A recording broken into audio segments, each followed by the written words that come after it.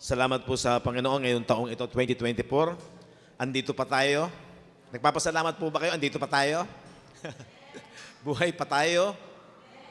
At ang pinakamagandang sa lahat ay kung uunawain ay tayo po ay nasa liwanag ng kanyang ebanghelyo, ng kaligtasan at nakapangyarihan, yung kanyang pinakamimithi sa buhay, kung bakit nilikha ng Diyos ang tao, ay nakamit natin. Dapat po yun po yung ating kagalakan at higit sa lahat na ipagpasalamat sa Diyos sapagkat maraming nabubuhay sa lupang ito, masaya din naman, pero hindi nila naunawaan ang kasayahan at kaligayahan ay hanggang lupa lang kung wala sa kaliwanagan ng layunin ng Diyos sa buhay. Kaya yun po yung ating ipagpasalamat sa Panginoon.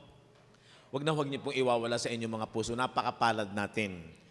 May posibilidad na mayroong mga shortcomings, mayroong mga failure, pero nalampasan po yan nung kagandahang ginawa ng Diyos. Kapag patuloy nating inuunawa at nililiwanag ang ganda po ng plano ng Diyos na ating nakamit sa buhay. Habang tumatagal ang buhay natin sa lupang ito, padagdag ng padagdag yan, hindi mo na pwedeng pigilan yan. Hindi natin napipigilan yan. Kaya tama ang sabi ng Bible, huwag mo nang balikan ang nakaraan. Kasi ang buhay palaging, habang nabubuhay tayo sa lupang ito, ay nasa ilalim po tayo dito sa physical world, nasasakop po ito sa oras. Sakop po ito ng panahon. Ibig sabihin, hindi natin mapipigilan yung pagtakbo ng oras at panahon. Hindi naman po totoo yung merong nananalangin na sana daw merong time machine. Alam niyo yun? Yung kanta na, wish I had a time machine. Make myself come back until the day I was born. Hindi pwedeng mangyari yun. Imposible na pong mangyari yun. At walang makagagawa nun habang ikaw ay nasa physical world. Ang kagandahan ay talagang ipinapakita ng Diyos yung spiritual world, which is yun ang mas dapat makita natin na yun ang katotohanan. Yun po yung hindi nasasakop ng panahon at oras. Ang nasasakop ng panahon at oras, naluluma, lumilipas, di ba? At as time goes on, ito ay tumatanda. Di ba? So, yan yung panahon dito sa lupang ito. Samantalang, yung sa mundo ng spiritual, yun po ay hindi sakop ng panahon at oras. Kaya po yun ay eternal. At sa pag-aaral po natin nung nakaraang linggo, kay Brother Ray, makikita natin yung sinasabi sa Hebrew chapter 10, Hebrew chapter 9, na ang mga bagay na sa lumang tipan, sa kautusan, ay anino lamang. Di ba? For the law having a shadow of good things to come. No po. And not the very image of the things. Yung daw pong kautusan, lalo ang tinutukoy po dyan yung Old Covenant system, yung Old Covenant world na nakapokus sa mga Israelita sa Law of Moses, samantalang tayo naman ay yung Law of Conscience. Ano po? Yun daw pong mga bagay ng kautusan ay shadow. At ang isang napakagandang ilustrasyon ay eto. Hindi nawawala ang merong kang shadow.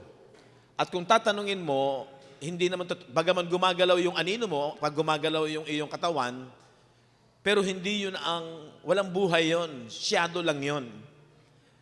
Yun po'y nagre-represent, yung sinasabi ng Hebrew, nire-represent po niyan na yung Old Covenant world, Old Covenant system, puro flesh, puro makalaman, at yun po'y shadow. Yun pong physical world ay shadow. Kasi yung Old Covenant system ay puro physical. Pag sinabi pong puro physical, yung kanilang mga ritual, yung kanilang paglilinis, puro physical yon.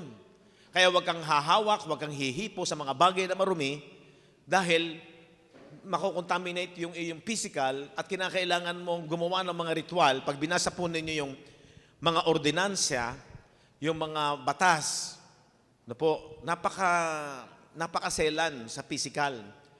Pag nakahawak ka sa maruming bagay, napatay na hayop, kinakailangan mong maglinis.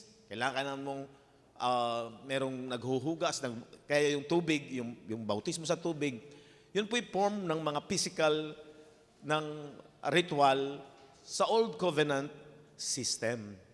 Tingnan niyo po itong Hebrew chapter 9, verses 13 and 14. Tingnan niyo, pinagkumpara, pag pinasa niyo po yung aklat ng Hebreo, mapapansin ninyo, exclusively lang yan sa mga Hebreo. Kaya tinawag na Book of Hebrews.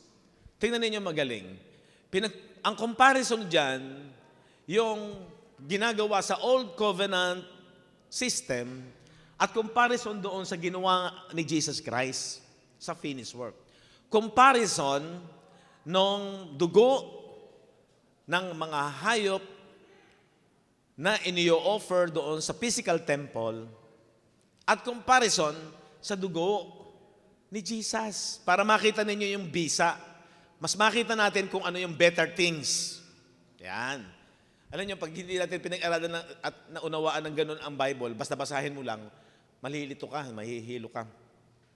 So, comparison nung mga priest, saserdote, which is sila yung mga pumapasok sa templo para gumawa ng ritual na paglilinis sa kasalanan ng bansang Israel, at comparison sa pagkasaserdote o pagiging high priest ni Jesus, na comparison ng mga dugo ng mga hayop na ino-offer during sa panahon ni Moises sa loob ng templo, na pinag-aralan natin yung atonement, the Feast of Atonement, na ang bisa ng paglilinis ng kasalanan ay 1 year. Pero pagdating sa ginawa ng Panginoong Jesucristo, ito po ay forever. So makikita mo yung difference. Na mas maganda kung bakit sinasabing shadow, natatapos, may hangganan, sakop ng panahon at oras, lumilipas, fading. Yung lahat ng ginagawa doon sa physical world ng Old Covenant system. Kaya yun pong law, kautusan, physical po yun, flesh. How much more shall the blood of Christ? Gaano pa raw kaya ang dugo ng Panginoong Jesucristo, who through the eternal Spirit, tingnan niyo, mapapasin ninyo, offered Himself without spot to God, inihandog daw ni Kristo ang kanyang dugo. Saan? Eternal Spirit. Sa Espiritong walang hanggan. Mapapasin ninyo, ha? Yung sa mga Old Covenant system, yung mga dugo ng hayop, yun po ay physical lang. Inihandog sa physical world. Pero yung sa Panginoong Jesucristo, who through the eternal Spirit offered Himself without spot to God through the eternal Spirit. So, ito yung kay Kristo. Yung 13, ito yung sa Old Covenant system. Yung mga dugo ng mga kambing, ng mga baka, at mga abo ng dumalagang baka na ibinubudbod sa mga nadungisan. Di ba? Pag sinabing ibinubudbod sa nadungisan, ibinubudbod sa physical. Panlinis nila yon. Kaya pag sila may inihahandog, kailangan winiwisi ka ng dugo sa physical din. Ano nangyari? Nagpapaging banal, nililinis, ang alin? Sa ikalilinis ng laman. Malinaw po ba yon? Ano nilinis? Laman, flesh. Huwag niyong kakalimutan ito. Alam niyo yung mga talata na mayroong mga magtatindi ang revelation para magbigay ng liwanag ng kagandahan ng ginawa ni Kristo sa isipan natin. So, ang nililinis nung dugo ng mga hayop na nililinis ay mga physical, flesh. Sanctify it to the purifying of the flesh. O, di ba? Ano nililinis? Flesh. Pero ano naman ang ginawa ng dugo ni Jesus? verse 14. Gaano pa kaya ang dugo ni Kristo? Na sa pamamagitan ng Espiritu na walang hanggan, ay inihandog ang kanyang sarili na walang dungi sa Diyos. Pasinin ninyo, mas very powerful at mas maganda, effective, yung in-offer sa eternal spirit. Kasi ang purpose dito, makita ninyo ang kahalagahan ng spirit kaysa sa flesh. Inihandog ang kanyang sarili na walang dungi sa Diyos. Anong mangyayari? Ay maglilinis ng inyong budhi. Anong nililinis? Budhi. Hindi po flesh, hindi laman. Ang sabi niyan, purge your conscience. Pag sinabing purge, nililinis, pinupurga. Galing po yung word na purge sa purga, paglilinis. Di ba? Yung sa physical, nilalabatiban para maging malinis. Dito, sa dugo ni Jesus, na inoffered sa cross, sa eternal spirit, anong nilinis? Your conscience. Nasaan ang conscience? Nakikita ba ninyo yung conscience? Hindi. Ano ba yon? Yung ating isipan, yung espiritu, yung inward man.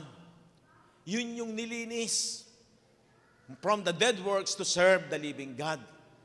Kaya nakakapaglingkod na yung ating isipan, yung ating inward man, sa Diyos. Kaya ngayon, itong ating physical, kailangan siyang sumunod. Kailangan niya siyang magpasubmit doon sa ginawa ni Jesus, doon sa eternal spirit, sa ating spiritual, sa inward man. So, ganun po kaganda. Kung uunawain ninyo ng lubusan ang salita ng Diyos, ganun po kaganda yung ating pag-aaral na mas matindi yung ginawa ni Jesus. At kailangan lang yung mindset natin, kaya nga yung napakahalaga po sa ating journey, yung sinasabi ng Ephesians 4:23, and be renewed in the spirit of your mind. Ito pong flesh, hindi na natin ito kayang baguhin. Pahina ito ng pahina. Paluma ito ng paluma. Wala kang magagawa dyan. Okay, ingatan mo yan, linisin mo yan, pagandahin mo yan, para mabuhay ng mahaba.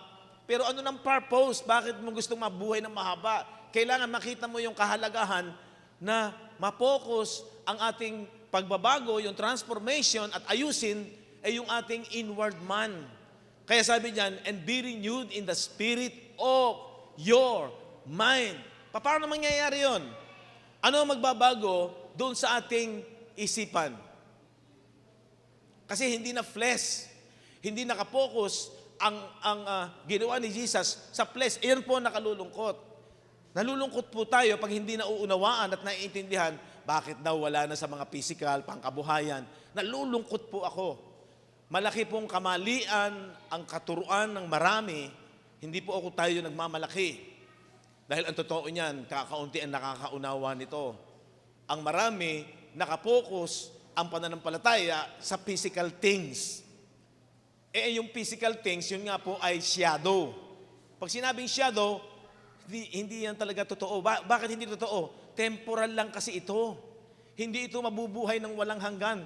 Tingnan niyo yung 1 Corinthians chapter 15, verse 50. Now this I say, brethren, that flesh, asan ang flesh? Itong physical, and blood, meron ba dugo yan? Yes, flesh and blood, cannot inherit the kingdom of God. Sinasabi ko nga ito, mga kapatid, na ang laman at ang dugo ay hindi makapagmamana ng kaharian ng Diyos. Kaya yung turo na ito yung mabubuhay na mag-uli, hindi po totoo yan. Napakalaking pagkakamali na ito yung mabubuhay na mag-uli at ito yung magmamana ng kaharian ng Diyos. No. Kaya nga po ito, yung ating pag-aaral sa gospel, makikita nyo dyan, ito yung kinondemned, ito yung namatay at inilibing. Sabi dyan, sinasabi kong ito mga kapatid, na ang laman at ang dugo ay hindi makapagmamana ng kaharian ng Diyos, ni ang kasiraan. Ito may kasiraan. Kasi nga ito yung shadow. Yung mga physical things, shadow po yan. Sabi diyan na ang laman at ang dugo ay hindi magmamana ng kaharian ng Diyos, ni ang kasiraan, itong may kasiraan, ay magmamana ng walang kasiraan. Hindi po totoo yun.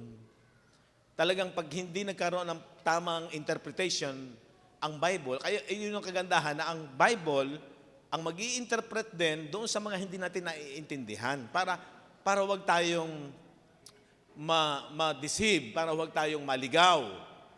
Kaya napaka-importante po, siguro maintindihan ninyo, bakit kinakailangan nating nag-aaral at talagang nakapokus. Pag ikaw ay simba ka lang ng simba, at kagaya lang tayo ng karamihan, ng majority, na naging lagay sa isipan, basta sumimba ay nalulugod na ang Diyos, pero walang liwanag ng aral ng salita ng Diyos, napakalungkot. Dito tayo magiging masaya. Kasi ang nire-renew, yung ating espiritu, yung mind, and be renewed in the spirit of your mind. Ano ang magbabago dyan? Salita ng Diyos, Scripture. Kaya kapag hindi talaga tayo nag-aaral, nauunawaan yan, at wala kang desire, wala kang interest, yung topic natin na kumatok ka, at ikaw ay bubuksan.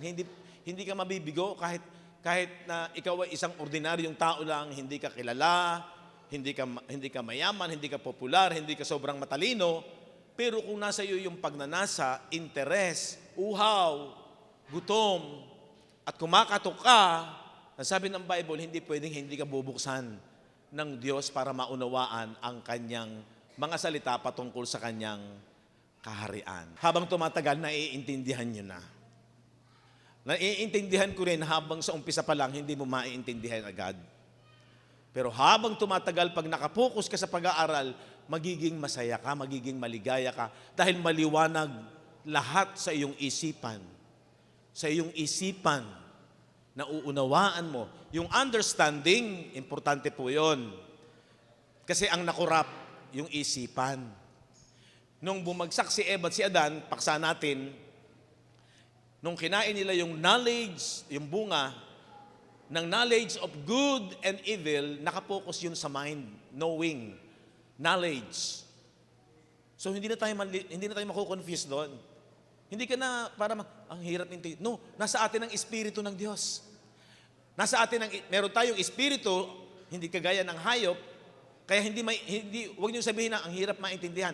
Nagiging mahirap lang itong maintindihan pag hindi mo talaga pinofocus yung iyong isipan. So yung makikita mo na yung pagbagsak ni Eva at ni Adan, yung isipan ang nakurap doon, di ba? Kaya yung connection nung 2 Corinthians 11:3, tingnan ninyo. Yun ang sabi ni Paul, ako'y natatakot. Baka sa anumang paraan, kung papaanong si Eva ay nadaya ng ahas sa kanyang katusuhan. Makikita ninyo kung ano yung naging nawasak nung pandaraya. Ang inyong walang malay at malinis na mga pag-iisip. So, di ba? So, yung isipan, ang focus. Kaya, napaka-importante, ang nare-renew sa mga mananampalataya, yung isip muna. Kaya pag ang tama ang pagbabago ng iyong isipan ayon sa instruction ng salita ng Diyos, magiging tama yung buhay mo.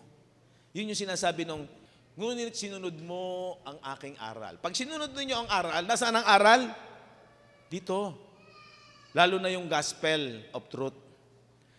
Ngunit sinunod mo ang aking aral. Sabi ni Paul kay Timothy, dahil sumunod ka sa aking aral, anong nangyari? Tama ang naging ugali mo, yung akala mo, yung purpose mo, yung pananampalataya mo. So maapektunahan lahat. Pati yung pagtitiis mo, pagtsatsaga mo. Meron bang nagtsatsaga ng sayang ang kanilang ginagawang pagtitiis? Yes, di ba napag-aralan natin? Sabi ni Paul sa Romans 10:3, yung mga kapatid niya na mga Hudyo, napaka-relihiyoso nila. Sila ay masumikap sa pananampalataya dahil lahi sila ni Abraham. Pero ano sabi niya? Sapagkat sa hindi nila pagkaalam.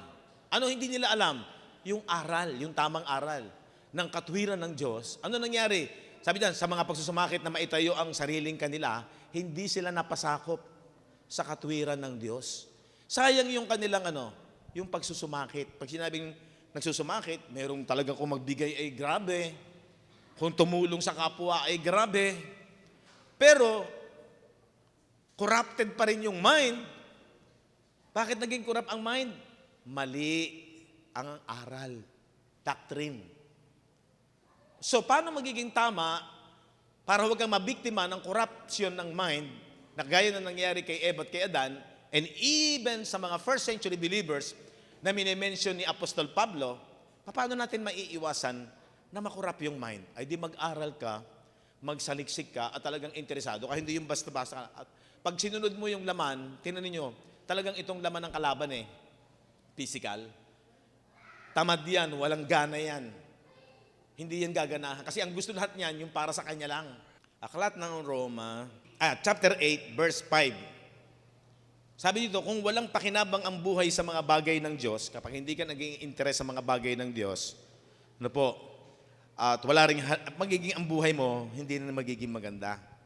Kung ang halaga lamang ng buhay ay sa kalusugang kalakasan, sa pananalapi, wala masama po dyan, sa physical yan Kung ang lahat ay nakatuon lamang sa mga bagay ng lupa, tingnan niyo sinabi ni Pablo, Romans 8, sapagkat ang mga ayon sa laman, ay nangagsisitalima sa mga bagay na ayon saan? Sa laman. Yun ang doon siya tumatalima lang. Kaya sabi dito, ito yung warning ni Paul. Sapagkat ang mga ayon sa laman ay nagsisitalima sa mga bagay lamang ng Ng laman. Maaaring madaig ka. Malamangan ka sa mga bagay na physical. Pero, kung wala sila sa mga bagay na espiritual, ano mangyayari? Sabi niyan, datapot ang mga ayon sa espiritu ay sa mga bagay ng espiritu. Verse 6, sapagkat ang kaisipan ng laman, nung araw kasi, ang interpretasyon ng marami dyan, pag sinabing laman, yung kasalanan, yung immoralidad, hindi. Pag sinabi pong laman, yun ay pwedeng mabuting bagay, tumutulong ka. Natandaan niyo ba yung 1 Corinthians 13, na ibigay ko man ang lahat ng aking tinatangkilik para sa mga mahihirap. Sunugin ko man ang aking katawan para sa iba. Pero kung wala akong charity, wala akong pag-ibig, ito yun. Kung wala kang pag-ibig, ano sabi doon? Walang kabuluhan, walang pakinabang.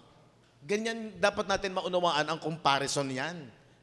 Maging malinaw sa isipan po natin yan. Kung bakit huwag mong pababayaan ito dahil ito yung mas katotohanan, ito yung eternal.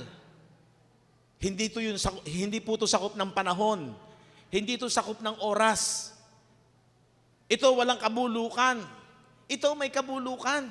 Nasabi ng 1 Corinthians 15:50 kanina, yung dugo at laman, dito yon. Ay hindi pwedeng magmana ng kaharian ng Diyos. Hindi ito magmamana ng kaharian ng Diyos. At sabi diyan, ni ang kasiraan.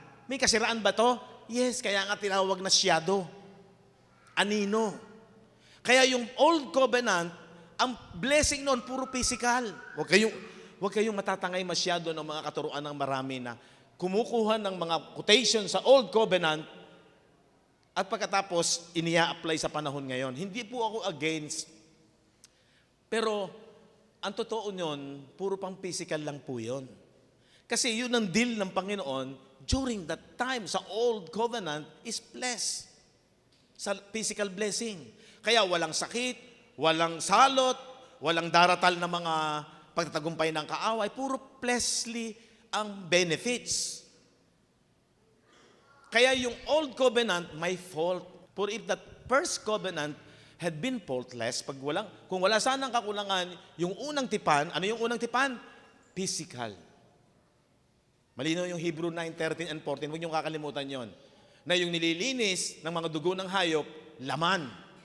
Pero yung nililinis ng dugo ni Jesus na inoffer sa eternal spirit, ay nililinis, purge your conscience, yung mind. Ang laki ng role nun, yung isipan mo. Kasi yung isipan natin, nakapokus dyan ang ating inward man, yan yun po yung magkakaroon ng buhay na walang hanggan. Ang plano ng Diyos po dyan, yan po ang magkamit ng eternal life. Di ba? Hindi na sana nangailangan pa ng pangalawa. Huwag tayo At alam mo ngayon yung dapat mong tahakin, ano yung dapat mong pahalagahan. Mahalaga ba to? Yes, pero ito'y temporal. Inaalagaan ba natin ito? Yes. Natandaan niyo ba yung senior ko ng araw ng linggo na ang sabi ni Ed Lapis, maraming ang iniisip ang mayaman, according to the Bible, ay masama. Nagkakamali tayo. Meron ding mayaman na mabait. Tama? Diba? Sino rito ang mayaman na mabait? Yan, di ba? Bait niyan. Pag nanghiram ka dyan, pahihiramin ka dyan. Kahit hindi mo bayaran.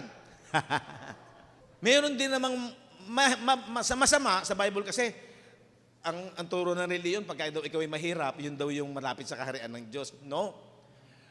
Iniwala ako, marami ding mahirap na masama. Sino rito yung mahirap na masama? Meron ba? Wala. Sabi niya, kung meron namang mayaman, kahit masama, dahil marunong sila ng pamamaraan sa buhay, sa pinansyal. Nag-aral. Masama bang mag-aral? Hindi. Para matuto, tinuturuan kung paano tamang pagbabudget, ganito, para maging maganda ang status sa pinansyal. Pero huwag mong i-apply na palaging kung ikaw ay mayaman ay sabihin mo, ikaw ang blessed. Nagkakamali po tayo. Kaya malaking error yung sasabihin na, bakit puro spiritual, wala nang pangkabuhayang physical. Nagkakamali po tayo. Talagang, sabi ng Ephesians 1:3, ang focus ng blessing sa atin sa New Covenant, eto na yun, purihin mo ang Diyos at Ama ng ating Panginoong Jesucristo na siyang nagpala sa atin ng anong pagpapala? Bawat pagpapalang ukol saan? Dito yon. So dito, bahala ka. Kung gusto mong bulagsak, kung gusto mong marunong, nasa sayo yan. Tama, mali. Kaya huwag mong i-relate palagi sa loob ng simbahan yung mga bagay na pangkabuhayan. Nagkakamali po tayo. Pero maaapektuhan ang pangkabuhayan mo pag nauna mong natutunan, naging maliwanag ito, yung sinasabi ng Matthew 6:33, and all these things shall be added unto you. Pero kahit na anong level ng pamumuhay mo, sapat na, kontento ka na. Kasi nasa iyo na yung pinakatunay na blessing na pinakapinali na pangarap before the foundation of the earth, di ba? Ephesians 1:4, pinag-aralan natin. Iyon na yung plano ng Diyos na tayo ay maging anak. Maranasan natin ng pag-ibig. Anong pipiliin mo? Di sige, pag nagpabaya ka at nagpakahusay ka lamang dito, kaya ka hindi maka-attend, gawa nito. Kaya ka hindi makapag-aral ng gusto, gawa nito. Wala kang time, gawa nito. Nasa sa inyo po yun. Hindi po condemnation yan. Pero yan ay pagmamahal ng Diyos kung bakit. Ang sabi dito sa Romans 8, sabi ng verse 5, sapagkat ang mga ayon sa laman, nagsisatalima sa mga bagay ng laman. Dapat ang mga ayon sa Espiritu, sa mga bagay lamang ng Espiritu. Nakapokus ka rin doon. Di ba? 6, sapagkat ang kaisipan ng laman ay kamatayan. Isipin ninyo, pag dito ka lang nag-focus, mamamatay ka rin. Kahit anong yaman mo, kahit anong lusog mo, kahit anong haba ng buhay mo, yan ang totoo. Kaya, dapat gising tayo sa katotohanan na ito yung pinaka-importante. Sinong lamang, sinong bless, di yung nandirito. Huwag kang mainggit dito. Kaya ka natatangay ng nauubos ang panahon mo, naiinggit ka rito eh. Kaya yung inggit, masama po talaga yan. Kasi hindi mo napapansin, ang problema kasi dito baka hindi ka makita ng hindi ka mapupuri ng tao, hindi to majority. Ha? Kaya pag pinag-aralan mo yung mga bagay na spiritual, hindi po majority is the winner. Hindi. Kasi hindi to nakikita. Ang kahinaan ng tao, yung nakikita, naoobserbahan, kaya doon nagkamali yung maraming mga Hudyo. Di ba? Tinatanong si Jesus, kailan mo ibabalik ang kaharian ng Diyos? Di ba? Puro ganun sila. Pero sabi ni Jesus, ang kaharian ng Diyos hindi naoobserbang nakikita o na sa isang lugar. Ang kaharian ng Diyos nasa loob ninyo. Yung loob mo, yung conscience mo, yung inward man mo, hindi yan nakikita. Ang nakikita lang, ito, pinagaganda mo to. Bakit? Baka ako'y pagtawanan eh. Kailangan ayusin ko. Wala namang masama. Pero temporal lang yan. Yung mga ganda, yung ganda ng tao, yung Temporal lang yan. Lahat tumatanda nga eh. Kahit anong batak nga, marami nga, batak ng batak eh. Ayun. Namatay sa kakabatak. Ano po? So, hindi po masamang alagaan ng physical, pero temporal lang po yan. Verse 7. Sapagkat ang kaisipan ng laman, ay ito problema. Pasinin niyo ito magaling, ang kaisipan ng laman, pakikipaggalit laban sa Diyos. Isipin natin, ba't kaya sinabi na ang pakaisipan daw ng laman ay pakikipaggalit laban sa Diyos? Kasi ang talagang layunin ng Diyos, eto. Ibig sabihin ng pakikipaggalit, hindi ka nagpapasakop sa ibig ng Diyos kung bakit niya ibinigay si Jesus. Si Jesus, ang dalang kaharian, spiritual. Sabi niya, ang kaharian ko hindi sa lupang ito. Kung ang kaharian ko sa lupang ito, sana pinagtanggol ako ng aking mga alagad. Pero hindi dito. Kaya kung titingnan mo yung nangyari kay Jesus, parang talunan siya. Kasi napatay siya eh. Di ba ang pelikula, malungkot pag namatay ang bida? Patay ang bida. Pero masaya yung kwento pag ang bida ay patay ang kaaway.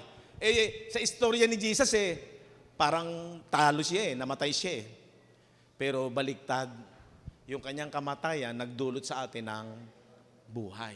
At yun ay sa espiritu. Buhay para yung ating espiritu ay huwag nang mabulok at huwag nang matagumpay ang kamatayan.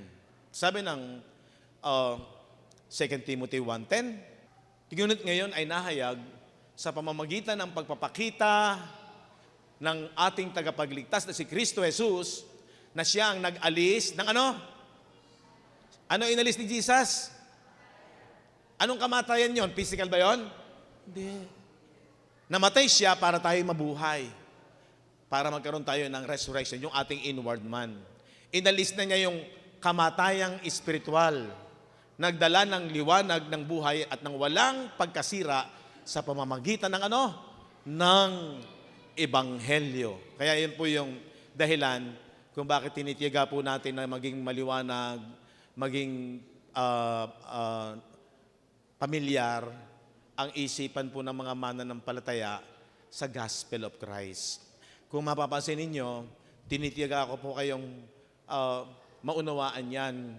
At pinipilit ko po talagang dalhin kayo palagi sa kagandahan ng liwanag ng Ebanghelyo. Kasi yan po yung magbibigay sa atin ng buhay at mawala na yung kamatayan doon sa ating espiritu.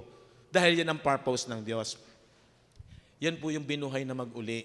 Diyan po kayo magiging masaya kasi yan po yung katotohanan. Image. Hindi po siya shadow. Okay?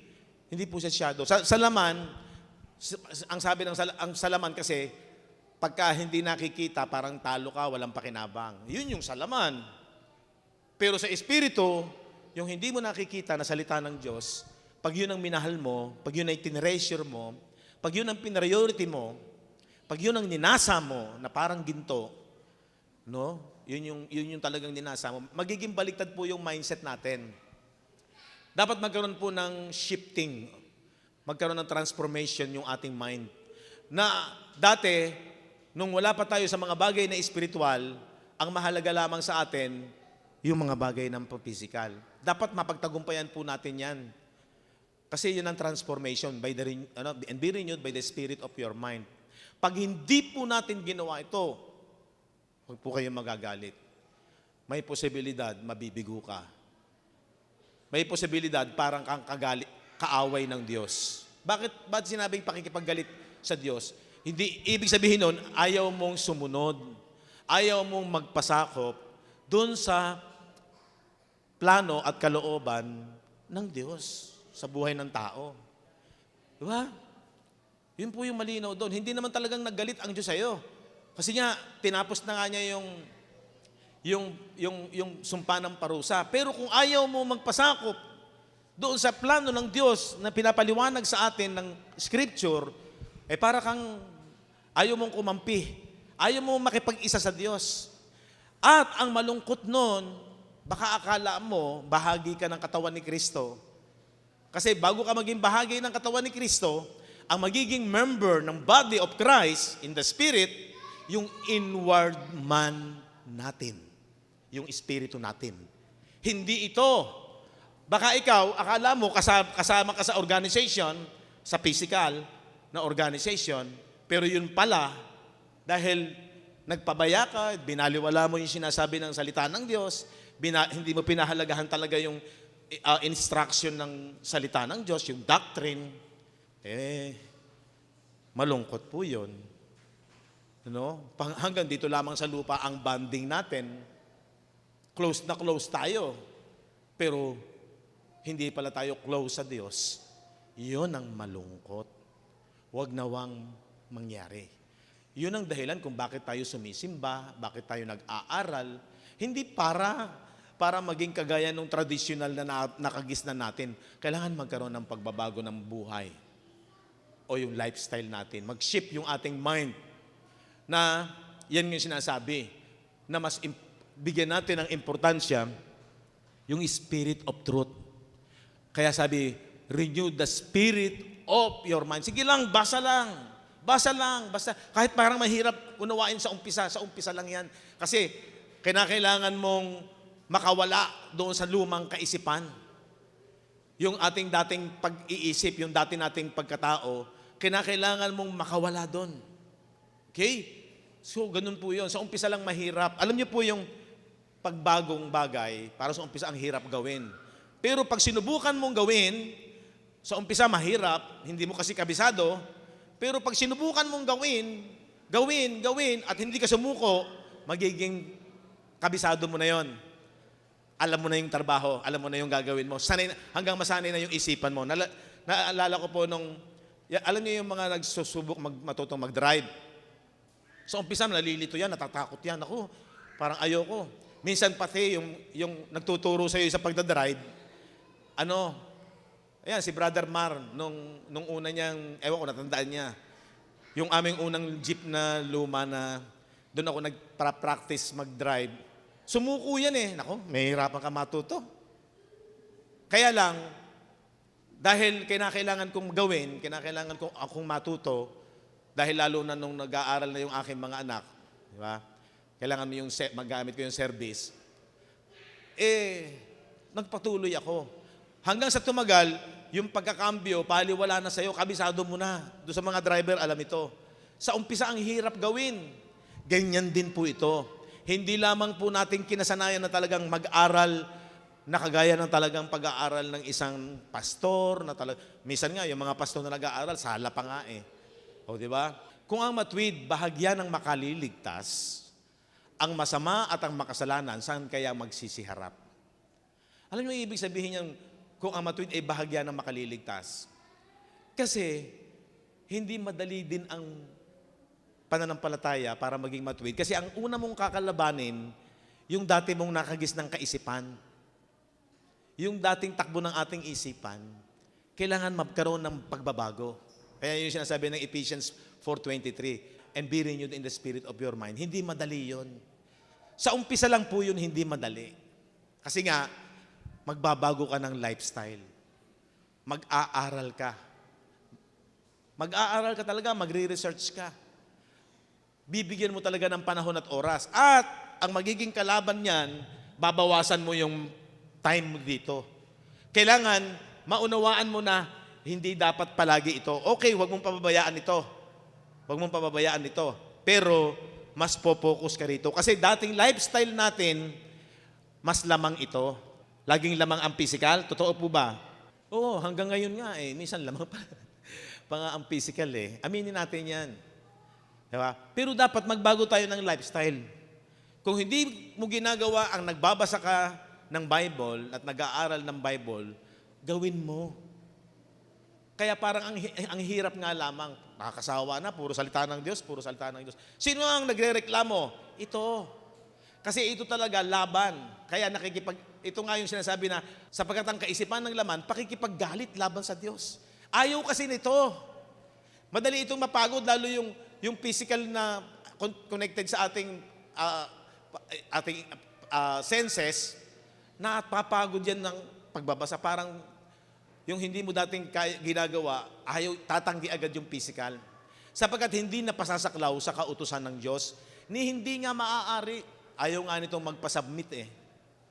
Ayaw niya magpasakop. 8. At ang nangasalaman, ito problema. Gusto mo mabigyan ng lugod ang Diyos? Huwag mong lubusang pahahalagahan lamang ang iyong laman. At ang nangasalaman, hindi makalulugod sa Diyos. Yan ang totoo niyan. Kasi ang nakalulugod lang sa Diyos, ito. Kasi ito yung pinahalagahan niya.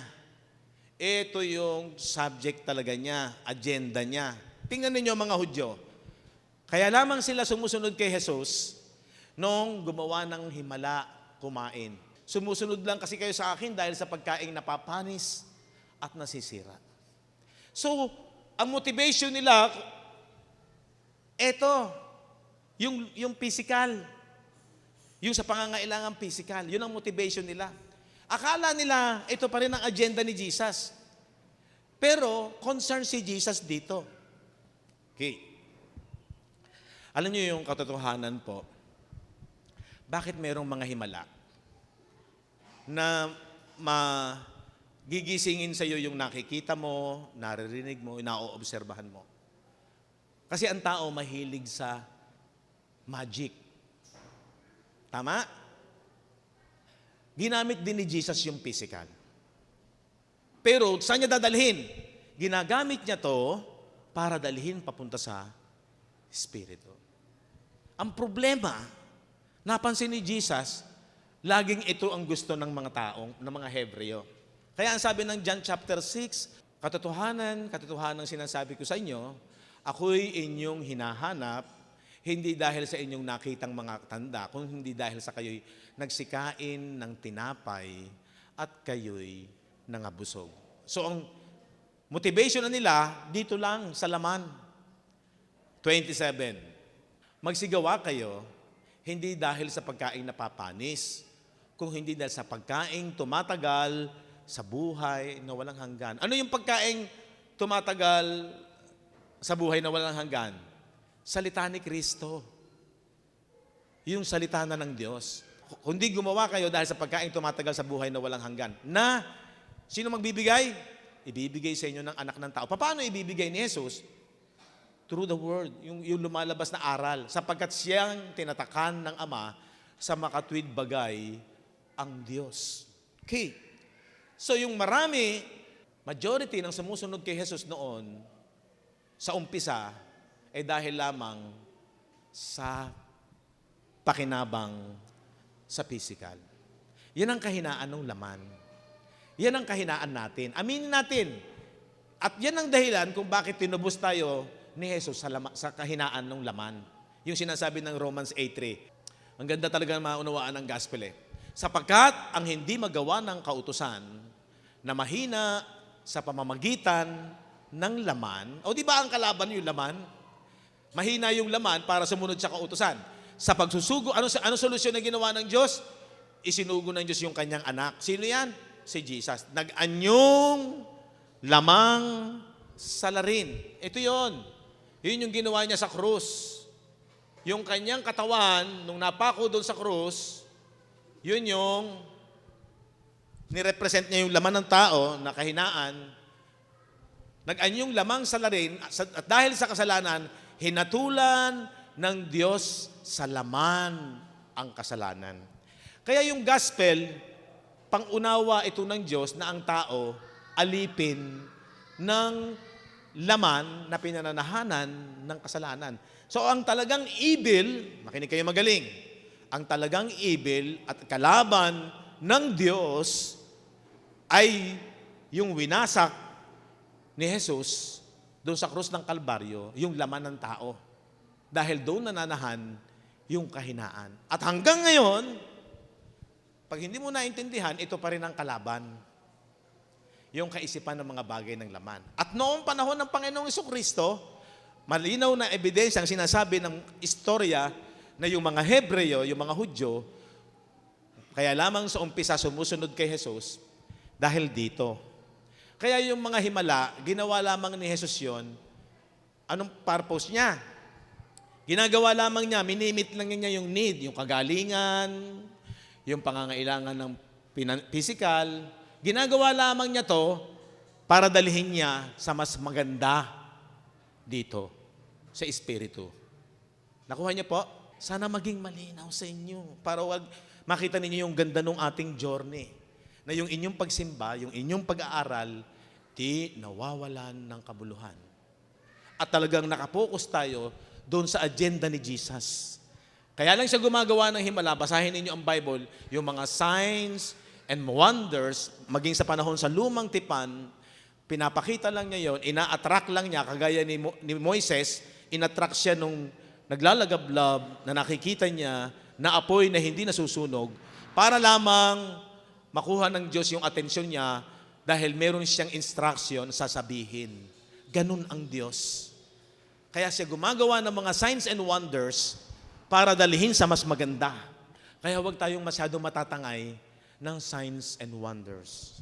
Ang dapat, marami ngayon kasing mga gumagawa ng magic, akala nila pag mayroong signs and wonders na sa Diyos yun. Mali. Ang dapat makita nating atraksyon na pinakamahalaga, eto, kumpleto na yung revelation. Hindi na kailangan na masyadong himala para tayo ay maniwala. Eto na. Yung sinasabi ng kapahayagan, lalo na yung mystery of gospel, ni Apostol Pablo, dito lang. Maligaya na tayo na maintindihan natin yan. Huwag tayong matangay ng mga signs and wonders.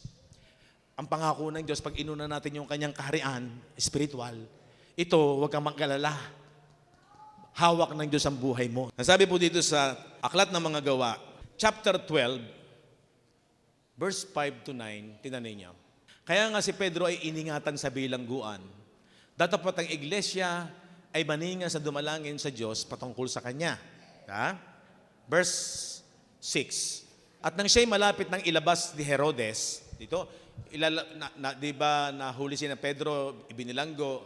Tapos, ang dapat pong gawin ni Herodes yan, papatayin si Pedro.